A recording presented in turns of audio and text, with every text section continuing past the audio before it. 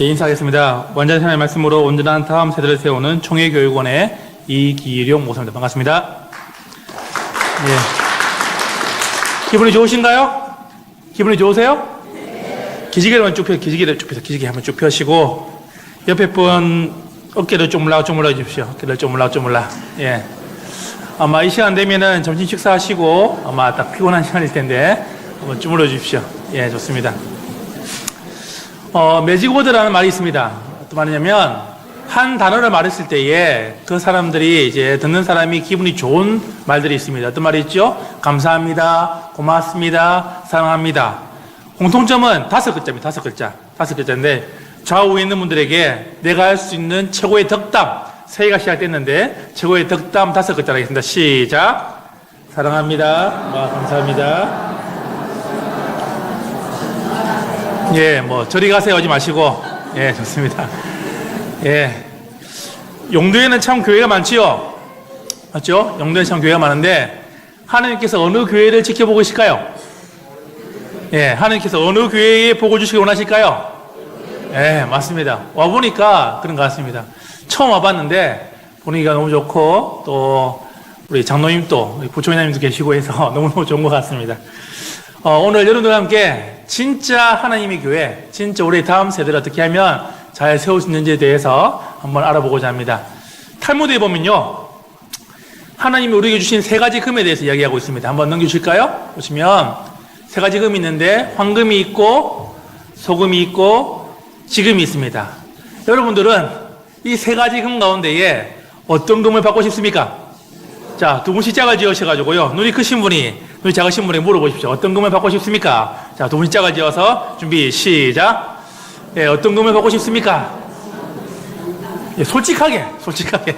자, 어떤 금을 받고 싶습니까? 여러분들은 소금이야 집이 많으니까 소금은 아닐 테고, 황금 아니면 지금인데 솔직하게 어떤 금을 받고 싶으세요? 그렇죠, 황금을 받고 싶으시죠. 그런데 어느 금이 제일 중요합니까? 그렇죠. 황금이 많다 하더라도 뭐가 없으면은, 지금이 없으면은 사실은 그것은 아무 소용없는 것입니다. 여러분들은 황금보다 더 귀한 지금을 지금 가지고 나왔다는 것이죠. 여러분들에게 진짜 하나님의 말씀이 황금보다 더 귀하게 쓰임받기를 원합니다. 요즘 아주머니들이요, 좋아하는 금이 있습니다. 어떤 금이냐면, 아주머니들은요, 이 금이다. 보면 지금, 현금, 입금을 제일 좋아합니다. 예. 그래서 이렇게 뒤에 있는 황금도 필요 없고 지금 바로 현금 입금을 좋아하는데, 우리가 그런 것이 아니라 진짜 하나님의 말씀으로 여러분의 삶의 지금의 모습을 회복시키는 역사들이 되기를 원합니다. 이게 뭘까요? 이게 뭐죠? 북어죠, 북어. 북어의 원래 이름이 뭐죠? 북어의 원래 북어가 아닙니다. 명태죠, 명태. 예, 북어는 전혀 다른 종인데요.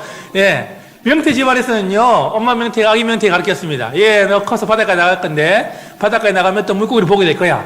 그 물고기를 보아서도 안 되고, 먹어서도 안 된다고, 엄마 명태가 아기 명태에게 수없이 가르쳤습니다. 아기 명태가 자라서 이제 바닷가에 나갔습니다. 그러니까 어떤 물고기를 보게 됩니다. 눈이 번쩍 뜨이고, 입안에 침이 고이고, 심장이 하고 뛰기 시작합니다. 그래도 될까요? 그 물고기를 더석 물고 난 다음에 어머니 쭉 올라오면서 그 이름이 바뀌기 시작합니다. 옛날에는 명태를 양미리라는 고기로 잡았습니다. 쭉 올라와 어떻게 했죠? 모든 내장이 다 나간 다음에 이름이 바뀌죠. 뭐로 바뀌죠? 생태로 바뀝니다. 그리고 산에 올라가서 눈 맞고 피 맞고 눈 맞고 피 맞고 뭐로 바뀌죠? 황태로 바뀝니다. 내려오면 뭐가 될까요? 북어가 되는 것이죠. 북어의 마지막 모습이 어떻게 끝이 날까요? 어떤 아주머니의 육중한 방망이질의 모든 살키가 될까요? 찢어져야지 이 북어의 일생이 끝이 난다는 것입니다. 안타까운 사실은 우리의 다음 세대 아이들을 볼 때에 마치 이 북어와 같이 자라난다는 것입니다. 하나님의 은혜의 바다에서 하나님 주신 말씀을 먹고 자란 것이 아니라, 아이들이 세상의 바다에서 미쳐 날뛸 때에 그들의 마지막 모습이 이 북어와 같이 아이들의 인생이 끝이 난다는 것입니다. 어떻게 하면 우리 아이들 잘 키울 수 있을까요? 어떻게 하면 우리 아이들 정말 다음 세대 아이들이 하나님의 은혜의 바다에서 뛰어놀 수 있을까요? 오늘 거기에 대해서 여러분들과 함께 살펴보려고 합니다. 이게 뭘까요? 딱 보니까 쭉 나와 있습니다. 뭐가 있지요? 우리나라가 몇 등이죠? 우리나라가? 딱 보니까 몇 등 정도 됩니까? 우리나라가? 5등이죠, 5등. 그렇죠, 5등 정도 됩니다. 이게 뭐냐면 이것입니다. 피사라는 것인데, 피사. 어느 나라 아이들이 공부를 잘하는가라고 이렇게 조사하는 것이 있습니다. 3년마다 조사를 하는데 우리나라는 항상 1등에서 5등 사이에 이렇게 왔다 갔다 합니다. 여러분의 자녀들은 비록 공부를 못한다 할지라도 우리나라 애들은 평균적으로 어떻게 한다고요? 세계적으로는 공부를 잘한다는 것입니다. 그렇죠? 아이들이 왜 공부를 못할까요? 아이들이 왜 공부를 못하죠? 얼마 전에 끝난 드라마가 있죠. 어떤 드라마죠? 스카이캐슬 보면 이 나오죠. 왜 아이들이 공부를 못할까요? 가장 결정적인 요인은 뭐냐면요. 공부를 못하는 이유는 가장 결정적이고 가장 큰 요인은 딱 정해져 있는데 유전적인 거예요. 유전적. 그렇죠. 유전적인 거예요. 유전적. 그렇죠. 엄마 아빠는 공부를 못했는데 아이고 공부를 잘해요. 뭐죠? 그러면 이거는 돌연변이 감사하셔야 됩니다. 그렇죠. 하나님께 감사하셔야 돼요. 엄마 아빠는 공부를 잘했는데 아이고 공부를 못해요. 이게 어떤 거죠? 돌연변이에서 정상으로 돌아왔다 생각하시면 됩니다. 그렇죠. 그렇죠. 엄마 아빠가 돌연변이였는데 아이가 정상으로 돌아왔다 생각하시면 됩니다. 문제는 뭐냐? 여러분의 아이들은 손자들이 비록 공부를 못한다 할지라도 어떻게 할까요? 세계적으로 우리나라 아이들은 공부를 상당히 잘하는 편에 속한다는 것입니다. 공부 말고 그렇다면 우리나라 아이들이 다른 것은 잘하는가라고 했을 때에 이런 조사를 해봤습니다. 보면 한국교육개발원에서요 국가별 사회적 상호작용이라고 어떻게 서로가 잘 통하느냐라고 이제 조사를 해봤는데 우리나라가 몇 등이라고요? 35등입니다. 여러분 생각하실 때에 뭐 올림픽 보니까 한 200나라 있던데 35등 잘했네 생각할지 모르지만은 이 조사는요 OECD 국가 36개국 가운데에 우리나라가 뭐예요? 35등이라는 것입니다. 쉽게 말하면 뭐죠? 꼴찌예요. 꼴찌. 세 가지를 조사했는데 첫 번째는 이것입니다. 이 사회가 믿을만 합니까? 관계 지향성인데 우리나라 애들 대답했습니다. 믿지 못하겠습니다. 라는 거예요. 36위 꼴찌였습니다. 두 번째는 보면 서로가 도와줄 수 있습니까? 라고 물어봤더니 아이들이 말합니다. 제가 왜 도와줘야 됩니까? 꼴찌였습니다. 35등 했던 이유가 있습니다. 뭐냐면 하나가 높았어요. 갈등 관리. 보면 엄마 아빠가 늘 싸우는 걸 보니까 아 오늘 여기서 내가 더 까불다가는 이제 끝나겠다. 그러니까요. 아이들이 눈치가 빠른 거예요. 갈등 관리가 5위였습니다. 그래서 아이들이 전체적으로 보면 뭐냐면 35등이었다는 것이죠. 문제는 이러한 갈등이 부부간의 갈등이 자식 간의 갈등으로 그리고 자식 간의 갈등이 타인과의 갈등으로 세상과의 갈등으로 궁극적으로 뭐라고요? 하나님과의 갈등으로 자라난다는 것입니다. 이런 사회 가운데에 우리 아이들을 어떻게 키워야 될지 우리가 고민해 봐야 한다는 것입니다. 자, 지난주가 어떤 주였죠? 설날이었죠. 설날. 그렇죠. 구정이었죠. 2018년도를 한번 생각해 보십시다. 여러분들. 자, 여러분들 교회 생활하면서요. 어떤 표정을 많이 지으십니까? 작년 한 해. 자, 이런 표정이 있고요. 이런 표정이 있습니다. 자, 어떤 표정을 지으십니까? 예. 작년 한 해 어떤 표정을 많이 지었어요? 오영도 교회는 좋은 교회니까 아마 멍멍이가 아니라 뭐예요? 사람의 모습이겠죠. 우리 주일학교 선생님들 어떤 표정을 많이 지었습니까? 우리 오영도 교회 아이들은 정말 차갑기 때문에 멍멍이 표정이 아니라 사람의 표정이겠죠. 안타까운 사실은 많은 크리스찬들이 교회 생활하면서도 될까요? 하나님의 은혜를 받으러 왔지만은 은혜를 받는 것보다는 뭐예요? 더 피곤한 모습으로 살아가는 경우가 많다는 것입니다. 어떻게 하면 저 멍멍이의 모습에서 사람의 모습을 바꿀 수 있을까요? 오늘 그 해답이 우리가 읽었던 민수기 14장에 나온다는 것입니다. 자, 봐요. 사람 살아가면서 중요한 큐가 있습니다. 아이들은 자랄 때 어떤 큐가 중요할까요? 아이들은, 학생들은 어떤 큐가 중요하죠? IQ죠. IQ 맞습니다. IQ. 저도 중학교 때 IQ 검사를 한 적이 있습니다. 제가 중학교 때 IQ 검사를 언제 했냐면 중2 때 아이테프라는 회사에서 저희가 아직 조사를 했었어요. 저희 외삼촌이요. 그 회사를 다니고 있었습니다. 그래서 제가 다른 친구들보다 하루 일찍 제 IQ를 알게 되었어요. 그날의 오후를 아직도 기억하고 있는데 중학교 2학년 때의 그날의 오후 어머니가 외삼촌 전화를 받으시고 했던 모습이 아직도 선명하게 떠오르고 있습니다. 어머니 어떻게 했냐면 전화를 끊으시고 난 다음에요. 이불장 문을 열었어요. 이불장 문을 열고 이불을 빼서 들어누우셨어요. 예. 무슨 말일까요? 제 IQ가 높다는 거예요? 낮다는 거예요? 그렇죠. 저희 형의 IQ가 엄청 높았는데 어머니가 그 정도까지 나올 줄 알았는데 그렇지 못했던 것 같습니다. 그래서 어머니가 들어누우셨어요. 학업을 할 때는요 IQ가 중요합니다. 왜? 빨리 외우고 빨리 이해하는 데는 IQ가 높을수록 그 일들이 빠르게 진행됩니다. 그런데 나이가 제가 40이 넘어가다 보니까요, 더 이상 이제 외울 것도 없고, 더 이상 이제 공부할 것도 없는데, 그러면 어떤 큐가 중요하냐죠. 요즘 뜨는 큐가 하나 있습니다. 이게 뭐냐면, IQ라는 것인데요. 회복 탄력성이라는 것입니다. 이게 뭐냐면, 어떤 어려움이 올 때에, 어떤 힘든 일이 올 때에, 이 어려움을 이겨낼 수 있는 힘이 이 아이에게, 이 사람에게 있냐는 것입니다. 이 조사는요, 여기에서 시작이 되었습니다. 어딜까요? 여기가. 신혼여행지로 가장 가고 싶어 하는 곳, 어디죠? 하와이입니다. 하와이. 그렇죠. 우리나라의 북극 하와이는 망했지만은, 지금은 이 하와이는 아직까지 휴양도시로 인기가 있습니다. 그런데 1950년대에 하와이는 그렇지 않았다는 것입니다. 지금이야 휴양도시지만요, 1950년대 하와이는 이와 같았습니다. 미국에서요, 사회학자들이요, 무려 30년 동안 하와이의 끝섬이었던 카와이 지역에 갑니다. 그리고 1955년부터 1985년까지 800명의 빈민층 아이들을 추적합니다. 연구의 목적은 뭐냐면, 이 미국 사회에 왜 비행 청소년이 나오는가, 왜 문제 아이들이 나오는가, 이것을 조사하기 위해서요, 30년간 조사를 시작합니다. 그리고 그 가운데에 특별히 더 어려운 지역의 아이에 200명을 뽑습니다. 뽑아서 200명 아이들을 추적합니다. 그런데 이상한 일이 벌어지는 거예요. 첫 번째 아이는 마이크라는 아이인데, 이 아이는 19살의 일본계 아버지, 16살의 필리핀계 어머니 사이에서 태어났습니다. 달리 말하면 뭐죠? 전쟁 포로로 끌려와가지고 결혼한 사람의 아이로 태어났다는 것이죠. 10살 되는 무렵에 엄마는 도망가버리고 아버지와 함께 할아버지 집에 가서 살게 됩니다. 아빠는 알코올 중독자. 매일 아침 일어나면 술 먹고 형패 부르는 것이 하루 일과입니다. 자, 이렇게 되면은, 이 정도 되면은 이 아이가 뭐를 잘해야 돼요? 뭐가 돼야 됩니까? 비행? 청소년이 돼야 되죠. 그런데 희한하게 이 아이가 비행 청소년인 것이 아니라 우리나라 수학여행처럼 SAT를 치면은 항상 상위 10% 들어가는 거예요. 그리고 이 아이가 나중에는 본토에 가서 아이비리그급의 대학을 졸업하고 다시 카와이 섬에 와가지고 교사가 되어서 아이들을 가르치더라는 것입니다. 분명히 비행 청소년이 돼야 되는데, 그런 아이들이, 이상한 아이들이 1명, 2명, 3명씩 튀어나오더라는 것입니다. 그리고 궁극적으로 뭐예요? 3분의 1 정도, 70명 정도가 그와는 다른 삶을 살더라는 것입니다. 그래서 연구의 방향이 바뀌었습니다. 왜 비행 청소년이 나오는 것이 아니라 왜 이런 아이들이 나오는가라고 해서 조사 방향이 바뀌었고, 거기서 나왔던 법칙이 이것입니다. 회복 탄력성이라는 것이죠. 이게 1분단, 2분단, 3분단, 4분단에 있습니다. 사람은 태어나면서부터 된다고요?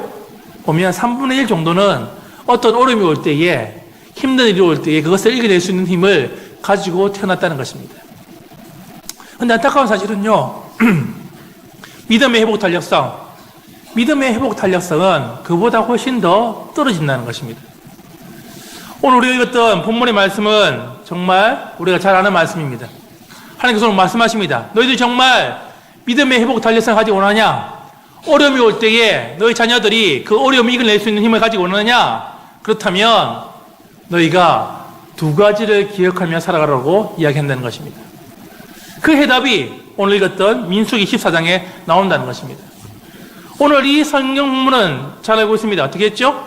이제 출애굽을 하고 난 다음에 이스라엘 백성들이 가데스 바네아에서 이제 대기를 하고 있고, 12명의 전당꾼을 뽑아서 40일간 보내어서 돌아와서 보고하는 장면이 오늘의 장면입니다.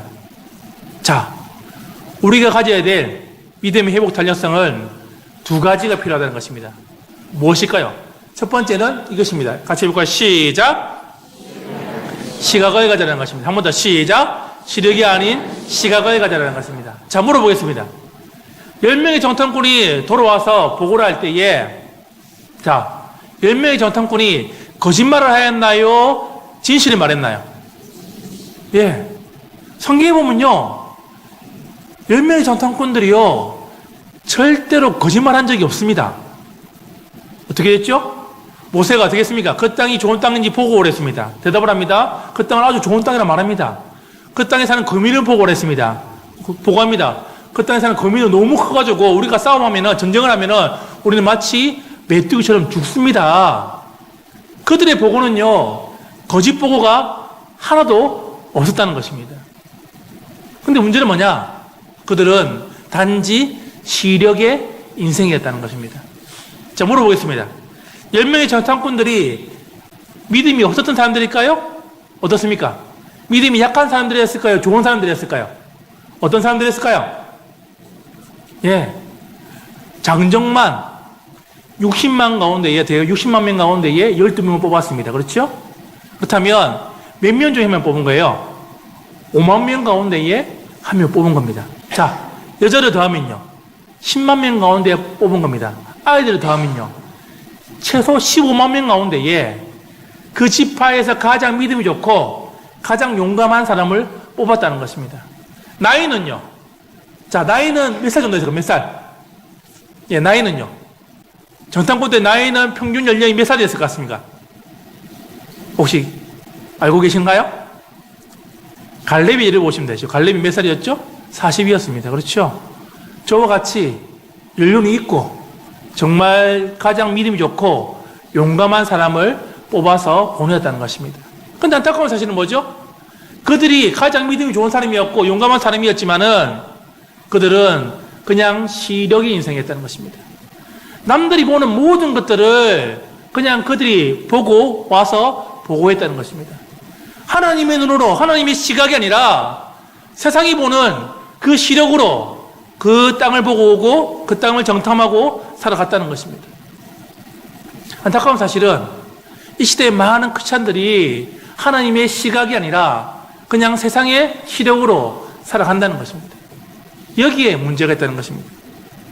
자, 고3이 되면은 아이들을 기도를 많이 해야 됩니까? 작게 해야 됩니까? 고3이 되면. 대학교 4학년 취업을 하려고 합니다. 기도를 많이 해야 됩니까? 작게 해야 됩니까? 기도를 많이 해야 되죠. 자, 고3이 되었습니다. 이제 겨울 수련회가 옵니다. 겨울 수련회 엄마가 보내야 됩니까? 안 보내야 됩니까? 근데 보냅니까? 안 보냅니까? 여름이 되었습니다. 여름 수련회에 가야 됩니다. 엄마가 보내요? 안 보내요? 아이가 갑니까? 안 갑니까? 자, 잘 들어보세요. 3일 동안요, 3일 동안 공부 못해서 대학 못 가는 친구는요, 원래 대학 못 가는 친구입니다. 3일 빠져가지고 대학 가는데 뭔 심각한 문제가 일어난다. 그 애는 원래 대학 못 가는 애예요. 그렇죠? 문제는 뭐냐면 많은 크리스천들이 대학 가요. 진짜 하나님의 시각으로 아이를 키우는 것이 아니라 세상의 시력으로, 그렇죠? 마치 스카이캐슬에 나오는 그 부모들처럼 대학 가요. 아이를 키우고 있다는 것입니다. 자, 질문 들어가겠습니다. 우리 할아버지, 할머니들 대답을 잘하셔야 됩니다. 자, 이런 기도 하면 될까요? 안 될까요? 하나님, 내 손자가 이 시대의 요셉으로, 이 시대의 다윗으로, 이 시대의 다니엘로 쓰임받기를 원합니다. 기도해야 됩니까? 하지 말아야 됩니까? 자, 대답을 잘하셔야 됩니다. 자, 기도해야 됩니까? 하지 말아야 됩니까? 기도하고 있습니까? 안 하고 있습니까? 하고 있습니까? 예. 이 기도는요, 아주 위험한 기도입니다. 애 잡는 기도예요. 볼까요? 자, 보겠습니다. 요셉, 참 좋아하시죠, 요셉. 하나님, 이 시대에 우리 손자가, 우리 아이들이 요셉이 되기를 원합니다. 이렇게 기도하시면요, 이 아이는요, 13년간 노예로 끌려가야 되고, 그리고 감옥에 가야 됩니다. 그렇죠? 이 기도 아주 위험한 기도예요. 그렇게 기도하시면요, 그 애가 13년간 감옥에 간다니까요, 감옥에. 자, 다윗이죠, 다윗. 하나님, 이 시대에 이 아이가 다윗처럼 쓰임받기를 원합니다. 다윗은 됐을까요? 20년간 광야를 또 광야를. 어떤 사람이 그 아이를 죽이려고 될까요? 쫓아오면서 그 아이가 20년간 광야를 헤매야 됩니다. 광야를 헤매야 돼요. 제일 좋아하는 인물 있죠? 다니엘. 하나님, 다니엘이 지를 주셔가지고 우리 아이가, 우리 손자가 다니엘처럼 쓰임받기를 원합니다. 얘를 어디 집어넣어야 될까요? 그렇죠. 에버랜드의 사저굴 아닙니다. 어디에요? 진짜 뭐예요? 사저굴에 집어넣어야 되는 거예요. 그렇죠. 진짜 넣어야 되는 거예요. 이 기도는요, 이렇게 기도합니다. 하나님, 내 아이가 요셉처럼, 다윗처럼, 다니엘처럼 고난을 받을 때도 내가 함께, 그 아이와 함께 같이 기도하겠습니다라는 그런 고백이 있을 때 뭐예요? 이 기도를 하시는 거예요. 성경을 잘 찾아보십시오. 여러분들 성경 인물 가운데에, 하나님 쓰신 인물 가운데에 고통 없이, 고난 없이 하나님의 사람이 된 사람이 있던가요? 제가 성경을 다 찾아봤는데 그런 사람은 없습니다. 딱 한 사람이 있어요. 한 사람. 하나님이 쓰신 사람은 아닌데 한 사람 딱 있었어요. 누구일까요? 바로왕이 된 사람 빼고는 뭐예요? 나머지 사람들은 뭐예요? 다 하나님이 쓰신 사람은 뭐죠? 고난과 시련을 다 겪은 다음에 뭐예요? 하나님의 사람이 되더라는 것입니다. 문제는 여기 있습니다. 우리가 정말 아이들을 키울 때에, 정말 하나님의 아이들을 키울 때에 세상의 시력이 아니라 뭐예요? 하나님의 시각으로 키워야 되는데 그렇지 않더라는 것입니다. 가정에서 기독교 교육을 하는데 아이를 키우는데요, 누가 최고의 적일까요? 누가 아이를 기독교 교육으로 못 키우게 만들까요? 누구일까요? 엄마는 아닙니다. 엄마는 아니에요. 누구냐면 옆집 아줌마입니다. 옆집 아줌마. 제발 옆집 아줌마의 그 세상의 시력을 자꾸만 듣지 마십시오. 어떻게 하지요? 서울에서는요, 이 한마디에 엄마의 마음이 무너집니다. 누구누구 엄마! 그렇게 키워서는 그 아이 지하철 2호선 못 태우고 보내. 지하철 2호선 중요해요. 지하철 2호선. 무슨 말일까요? 지하철 2호선 안에 우리나라에 소위 좋은 대학이 다 들어있거든요. 그렇게 키워서는 지하철 2호선 못 태운다는 것이죠. 마치 스카이캐슬에 나오는 그 이야기처럼 그렇게 아이를 키운다는 것입니다. 서울에서는요, 아이가 자랄 때 우유가 바뀌는 이야기가 있습니다. 들어보셨나요? 우유가 바뀌는 이야기. 아이가 태어났습니다. 유치원 때는요, 엄마가 어떤 우유 먹일까요? 엄마가 아이를 보니까 천재예요. 어떤 우유 먹이죠? 아인슈타인 우유 먹입니다. 아인슈타인 천재니까. 엄마는 다 알아요. 초등학교 딱 들어가면요, 엄마는 압니다. 아, 얘는 천재는 아닌 것 같아. 근데 이 우유를 먹여야지 어떻게 될까요? 이 대학은 가야지 무슨 우유 먹일까요? 서울우유 먹입니다. 서울대는 가야지 어떻게 될까요? 초등학교 때는 서울우유 막 먹입니다. 엄마는 알아요. 초등학교 딱 졸업하면 아, 이 아이는 서울대 가라 아이다. 자, 중학교 때는 뭘 먹일까요? 연세우유, 연세대는 가야지 어떻게 연세우유 막 먹입니다. 엄마가 중학교 졸업하면 알아요. 아, 얘는 연세대 갈래 아이다. 고1 때는 뭐예요? 고1 때는 뭐 먹일까요? 건국우유. 건국 때는 가야지 어떻게 될까요? 건국우유 막 먹입니다. 엄마는 알아요. 고3이 되면 얘는 건국대 갈래 아이다. 어떤 우유 먹일까요? 부산우유는 팔지 않습니다. 서울에 팔지 않습니다. 부산우유는 팔지 않아요. 고3 되면 뭐냐면 저지방우유입니다. 저지방우유. 저지방만 가지 말라고 그렇게. 대학을 졸업할 때에 엄마가 그제서야 엄마가 우유를 먹습니다. 어떤 우유 먹을까요? 대학 졸업할 때에 엄마가 우유를 먹어요. 어떤 우유 먹을까요? 빙그레 우유 먹습니다. 빙그레 우유. 그렇죠. 그제서야 뭐예요? 이제 다 내려놓고 이제 빙그레 먹고 이제 초탈하는 것이죠. 그렇죠. 문제는 여기 있습니다. 진짜 아이를 잘 키우기 원한다면, 우리가 진짜 아이들을 하나님의 말씀을 잘 키우는다면 우리가 세상의 시력이 아니라 뭐죠? 하나님의 시각이 필요하다는 것입니다. 오늘 예배를 마치시고 여러분들 저 문으로 이제 나가시면은 될까요?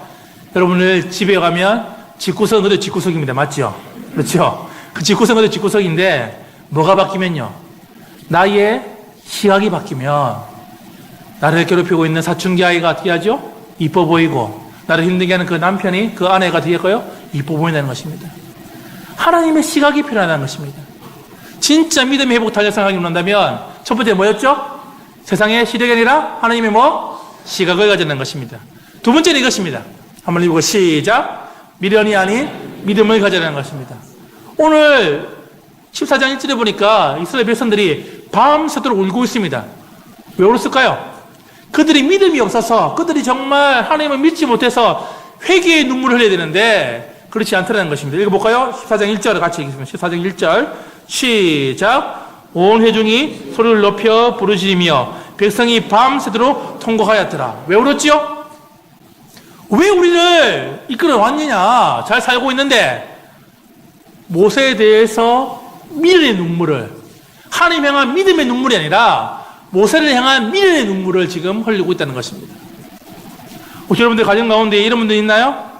내가 그때 그 남자만 만났더라도, 내가 그때 그 여자를 만났더라도 내 인생이 이렇게 꼬이지 않았는데, 그렇게 아직도 후회하는 분 있나요?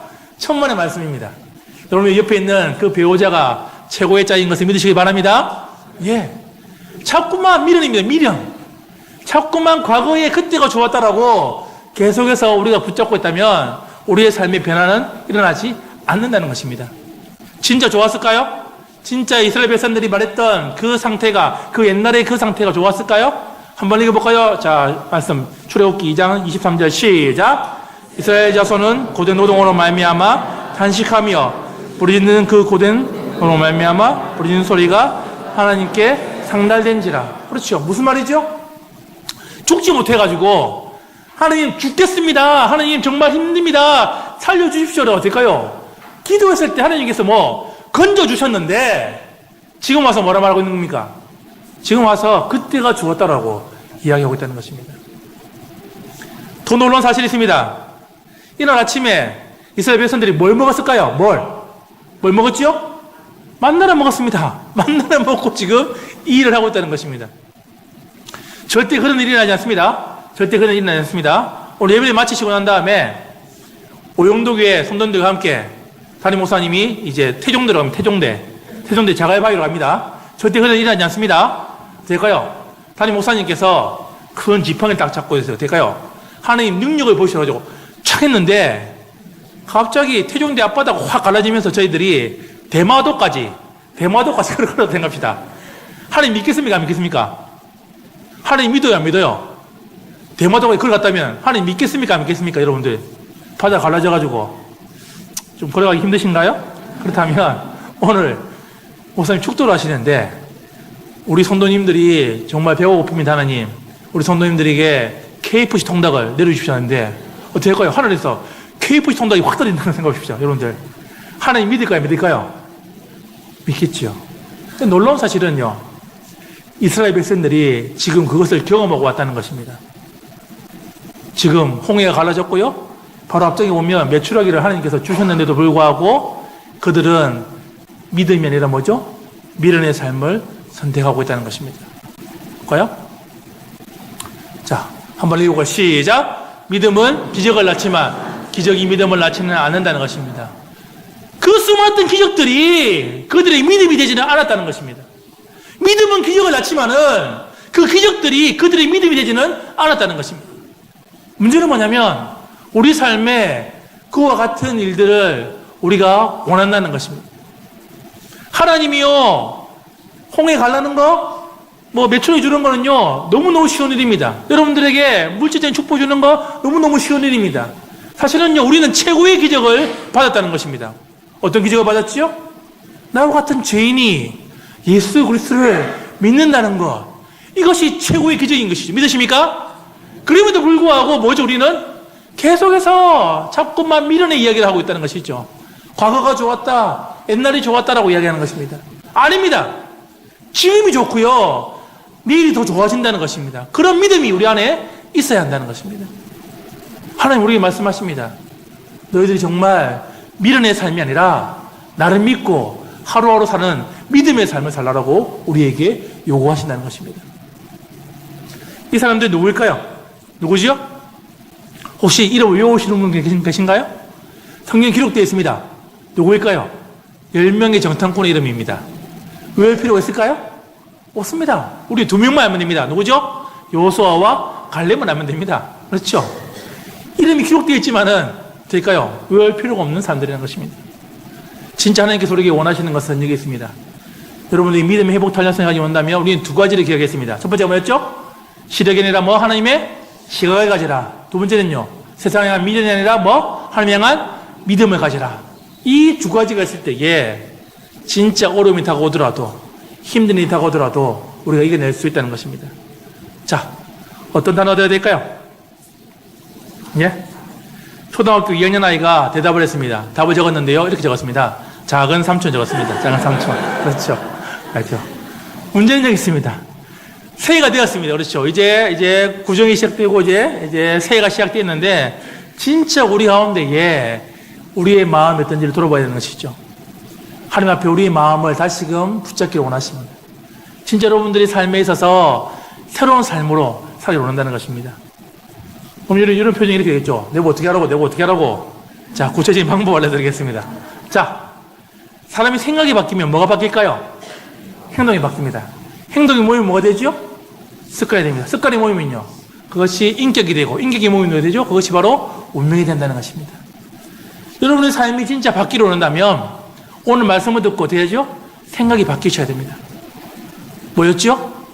하나님을 향한 뭐를 가지라고요? 시각을 가지고. 하나님을 향한 뭘 가지라고요? 믿음을 가지십시오. 그러면 행동이 바뀌게 되고 그것이 습관이 되고 그것이 여러분들의 운명이 된다는 것입니다. 저는 여러분들의 가슴에 올 한 해 이 마크가 찍혔으면 좋겠습니다. 무슨 마크지요? KS 마크입니다. 뜻이 뭡니까? 코리아 스탠다드, 한국의 표준이 아니라 제가 원하는 것은 킹덤 스탠다드입니다. 하나님 나라의 표준으로 여러분들이 살아가시기를 원한다는 것입니다. 두 가지 구호가 있습니다. 한번 해볼까요? 시작! 지식이 아니고 행하는 게 참 지식이다. 아는 게 지식이 아닙니다. 예, 아는 게 지식이 아닙니다. 뭐라고요? 행하는 게 참 지식입니다. 두 번째 시작! 생활에서 생활신앙으로 참된 병화. 중요한 거는요, 교회 안에서의 신앙생활이 아니라 뭐죠? 중요한 건, 더 중요한 건 뭐? 생활관에서의 신앙을 가지시는 것입니다. 진짜 생활신앙이 되시는 겁니다. 아이들에게 신앙을 물려준다는 것, 그것은 교회에서 예배 모습이 아니라 뭐죠?